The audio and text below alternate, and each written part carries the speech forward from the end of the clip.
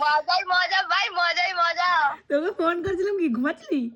না না, আমি বাইরে গেছিলাম, ব্রাশ ফ্রাশ করছিলাম, গল্প হচ্ছে। আমরা ঘুরতে যাওয়ার নিয়ে কথা বলছিলাম। আরে আমি সকালে উঠে শিখারে ফোন করেছি টিকিট আছে দেখে।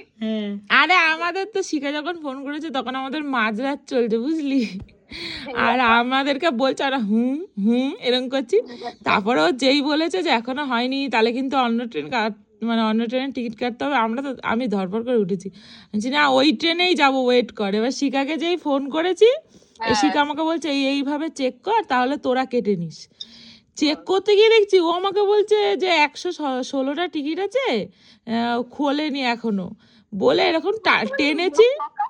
হ্যাঁ আমি সকালে ওকে দেখে ফোন করেছিলাম 8:30 বাজে, তখন দেখে অ্যাভেলেবেল দেখাচ্ছিল। হ্যাঁ তার আগে ও দেখেছিল, ওকে তখন টিকিট কাটতে দিচ্ছে না। এবার আমি যে খোলেনি। হ্যাঁ এবার আমরা তারও আগে খুলেছি।